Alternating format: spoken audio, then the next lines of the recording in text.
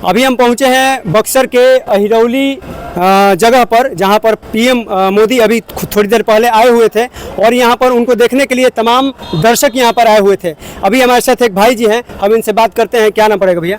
जी नमस्ते, मेरा नाम राहुल है और भारतीय जनता युवा मोर्चा का बक्सर का जिला मंत्री हैं। अच्छा, अभी आप बोले कि नमामि गंगे कुछ से आप जुड़े हुए हैं। नमामि गंगे प्रोजेक्ट पे मैं भी काम करता हूँ और बाकी सभी लोग जो है इनका कहना है कि नमामि गंगे जो है प्रोजेक्ट फेल हो गया है, इसके बारे में आप क्या? मैं वहीं बस देख दो लोगों का, भाई साहब का मैंने बात सुना, उस पर खंडन करने के लिए मैं यहाँ उपस्थित हुआ हूँ।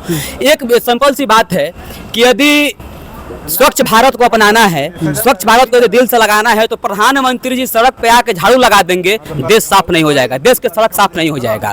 प्रधानमंत्री जी एक माध्यम है, वो झाड़ू लगा रहे हैं तो झाड़ू लगा रोड साफ नहीं कर रहे, एक दिशा निर्देश दे रहे हैं कि आप भी झाड़ू लगाइए, आप भी अगल बगल के कचरा को साफ करने का काम करिए। लेकिन यह देश प्रधानमंत्री पर टिका हुआ है कि प्रधानमंत्री हम सोए रहेंगे, खाना बंद करके मेरे मुंह में डाल देंगे लाकर प्रधानमंत्री जी।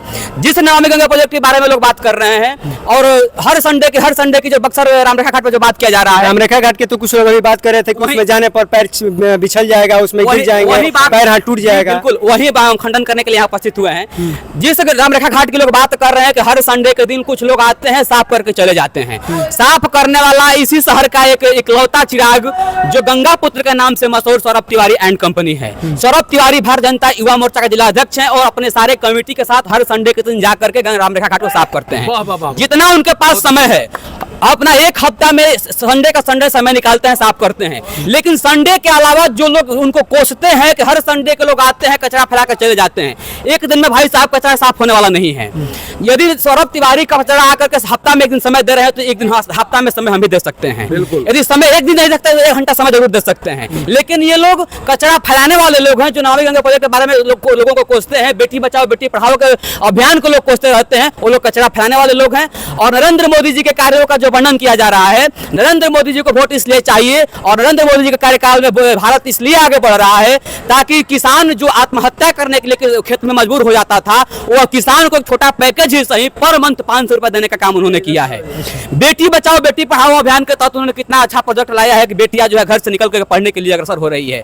सुकन्या योजना के माध्यम से बेटी जिस बेटी का लोग भ्रूण हत्या कर रहे थे, सुकन्या योजना ऐसा आया कि लोगों का शादी विवाह का बच्चियों का डर खत्म हो गया, भ्रूण हत्या कम से कम 90% खत्म हो गया।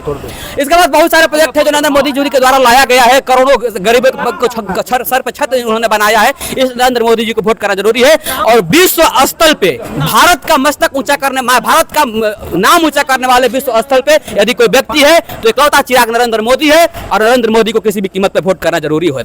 आपकी बातों से एक प्रश्न आया, अभी कुछ लोग बोल रहे थे, कल हम पब्लिक ओपिनियन ले रहे थे तो लोग बोल रहे थे कि जब कोई व्यक्ति अपने घर खाना खिलाता है तो क्या वो जा करके जोर जोर से बोलता है कि मैंने 5 लोगों को खाना खिलाया, मैंने 5 लोगों को खाना खिलाया। ठीक उसी प्रकार मोदी जी अगर राशन देते हैं तो क्या ये भरी सभा में लोगों के सामने ये कहना जरूरी है कि मैंने 5 किलो राशन दिया, मैंने 5 किलो राशन दिया? 5 किलो राशन वो अपने मुंह से ऐसे नहीं बोल रहे हैं, जनता उनसे जवाब मांगती है। विपक्ष ये कहता है कि आपने किया है। इसलिए बिहार का मैं बात कर रहा हूँ कि विश्वव्यापी कोरोना महामारी में लोग 1 केजी राशन के लिए तरस रहे थे। जब सारा सिस्टम बंद हो गया था भारत का, सारे 300 रुपए का मजदूरी करने वाला व्यक्ति यदि घर पे आकर बैठ गया था तो यदि कोई किसी ने राशन देने का काम किया मुफ्त में तो नरेंद्र मोदी जी ने किया। लेकिन इसी बिहार के अंदर माननीय मुख्यमंत्री नीतीश कुमार जी शायद थे, लेकिन किसी कारण बस उल्टा पार्टी में चले गए थे विपक्ष और उनका रुख मुड़ गया था।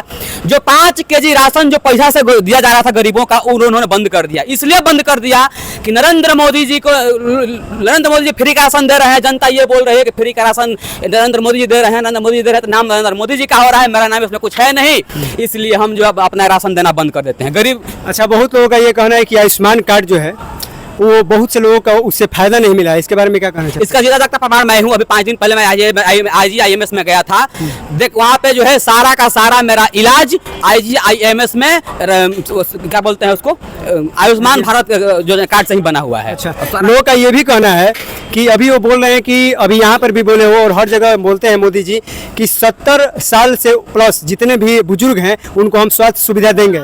लेकिन बहुत से ऐसे लोगों का कहना है कि 70 साल से प्लस जो बुजुर्ग व्यक्ति हैं उनको स्वास्थ्य की सुविधा क्या ये 75 साल का बेटा देगा? बिल्कुल देगा। वो 75 साल का बेटा जरूर है, लेकिन उस बंदा में इतना ताकत है कि 18 साल के युवा भी उसके आगे फेल है। अच्छा, यदि जो काम 18 वर्ष का युवा नहीं कर सकता है और 60 वर्ष का अंकल कर सकते हैं, तो उस समय का नौजवान ये है, वो 18 साल का लड़का नहीं है। सब सिंपल सी बात है कि युवा होना किसी उम्र पर निर्भर नहीं करता है।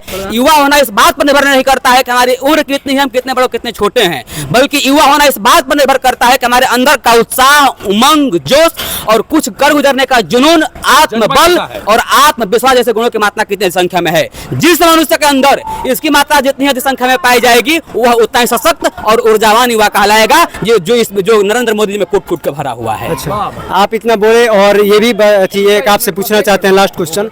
अभी बहुत से जो है काफी देश में ये चल रहा है कि नरेंद्र मोदी जब से पीएम है तब से काफी लोगों को मतलब सुरक्षित है, काफी लोग चाहे किसी भी क्षेत्र में हो, लेकिन अभी जो मणिपुर में घटना हुआ था उस पर बीजेपी की सरकार थी वहाँ पर, लेकिन वहाँ पर एक शब्द भी कोई नहीं बोला। इसके बारे में आप क्या कहना चाहेंगे? देखिए, मणिपुर का घटना जो भी है निंदनीय है, उसका नरेंद्र मोदी से हम भी मांग करते हैं, या चाहे शासन में बैठे यहाँ पर नरेंद्र मोदी जी का क्या कहना चाहते हैं कि यहाँ पर नरेंद्र मोदी कहीं ना कहीं चूक किए हैं कि नहीं बेटियों को सुरक्षा को लेकर के?